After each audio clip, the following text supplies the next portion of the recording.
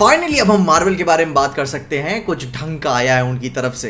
And Loki season 2 episode 1 वैसा ही है जैसा हम सब ने एक्सपेक्ट किया था। ये एक्साइटेड है, केओटिक है, एक डर छोड़ के जाता है आपके मन में, जो कि एग्जैक्टली वहीं से पिकअप हुआ है जो कि आखिरी बार उन्होंने हमें 2 साल पहले जहां छोड़ के रखा हुआ था। मगर खैर, अभी एपिसोड 1 की कहानी शुरू कैसे होती है, क्योंकि भाई लोकी की मेन परेशानी उसमें टाइम स्लिपिंग की प्रॉब्लम से वो जूझ रहा है। जहां सबसे पहले वो खुद को टीवीए के पास में पाता है जहां कोई उसे पहचानता नहीं। वो भागता है एंड देन फिर टाइम स्लिप करता है। मीनवाइल प्रेजेंट में Mobius and B15 present timeline में कॉम्प्रिहेंड करने की कोशिश कर रहे हैं कि कैसे वे सब एक वेरिएंट है और अपनी जिंदगी उनकी भी एक थी। एंड वहीं तभी लोकी जमीन पे क्रैक्स को देख के रियलाइज करता है कि भाई जो कि उसने प्रेजेंट में दिए हुए थे तो वो अभी पास्ट में कैसे नजर आ सकते हैं। और तब जाके हमें क्लिक होता है कि कैंग उन सबकी मेमोरीज को फ्यूचर में वाइप आउट कर चुका है और वो इनफैक्ट मेनली अभी फ्यूचर में है एंड एज वेल एज आगे जाके पास में भी जाता है जब वो ओबी से मिलेगा। वहीं प्रेजेंट वॉर वाले रूम में B15 एंड मोबियस टेबल को कन्विंस करते हैं कि अभी प्रूनिंग को रोक देना चाहिए। वहीं तभी लोकी अपनी टाइमलाइन में रोवोना और कैंग की रिकॉर्डिंग को डिस्कवर करता है और उसके बाद प्रेजेंट टाइमलाइन में जनरल डॉग्स पहले तो स्केप्टिकल थे, मगर भाई एंड ऑफ टाइम के इवेंट्स को जानने के बाद वो सिल्वी को हंट करने के ऑर्डर्स दे देते हैं। एंड लोकी वापस आके मोबियस को सारी चीजें समझाता है कि एंड ऑफ टाइम में उसके साथ क्या हुआ था। एंड सबसे पहले उस हम सब के आगे जाने से पहले लोकी को भी रिपेयर करना है, जिसके लिए वो ओबी के पास जाते हैं जहां लोकी खुद को प्रून करके मोबियस को उसे टेम्पोरल ऑरा से एक्सट्रैक्ट करने की भाई उन्हें कोशिश करनी होती है, जो कि भाई बहुत ही टेंशन वाला मामला है।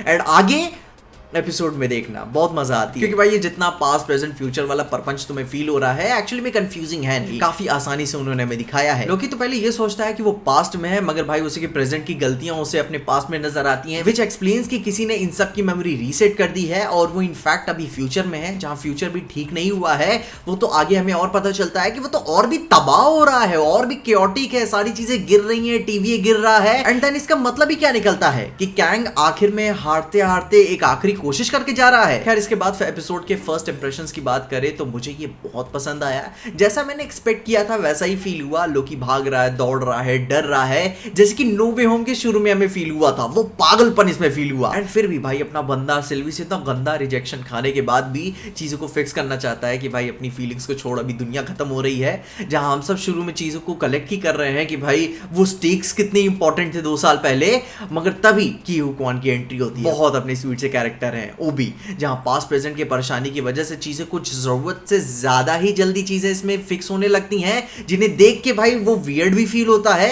मगर उसके बाद भी ओवरऑल जो नैरेटिव का वेट है कि टाइम नहीं है अपने पास, वो कॉन्स्टेंटली आपको एक टेंशन में डाले रहता है कि हाँ भाई आगे क्या होगा। जैसे मैं एक बात ये कहूंगा कि we are back in business boys. बहुत दिनों के बाद भाई ऐसा मार्वल की तरफ से कोई कंटेंट देखा है जिसे देखकर हम एंजॉय कर रहे हैं, एकदम भूल ही गए कि एक मार्वल का शो है, ना कि भाई हम इसकी कमियों पे ध्यान दे रहे हैं। और ये मिड भी नहीं है भाई यार, बहुत अच्छा है। आई मीन लोकी यार अपने पूरे मार्वल टीवी सीरीज के गेम में सबसे टॉप पे एग्जिस्ट करता है।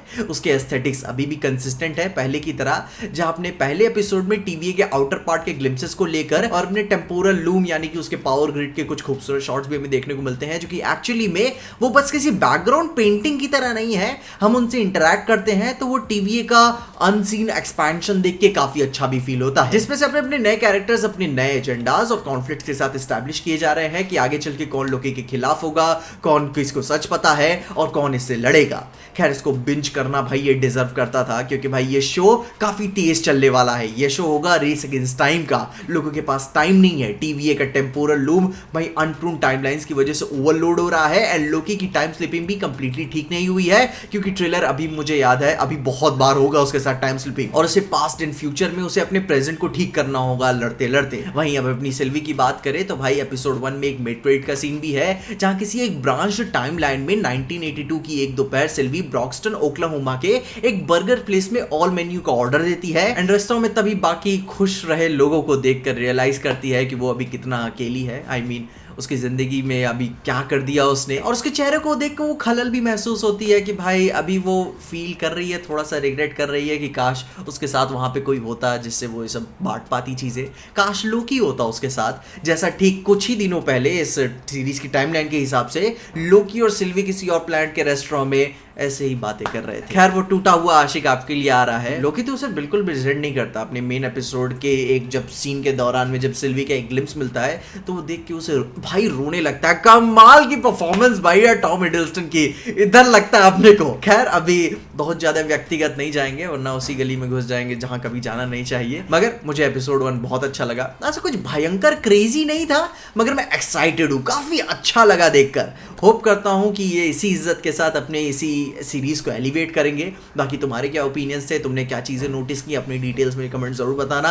होपफुली हम इसके ऊपर और भी ज्यादा बातें कर पाएंगे मगर मैं तो बहुत एक्साइटेड हूँ इसके लिए। काफी दिनों बाद मार्वल की तरफ से बहुत अच्छी चीज आई है तो अपने ओपिनियंस में कमेंट जरूर बताना। और इन सारी बातों के साथ साथ भाई लियो का ट्रेलर आ चुका है जिसके लिए मैंने अपनी इस वाली वीडियो में बात की है, जाके उसे जरूर चेकआउट कर लेना, तुम्हें सारी इन्फॉर्मेशन मिल जाएगी। मगर तब तक के लिए देखते रहिए एक्सप्लेन।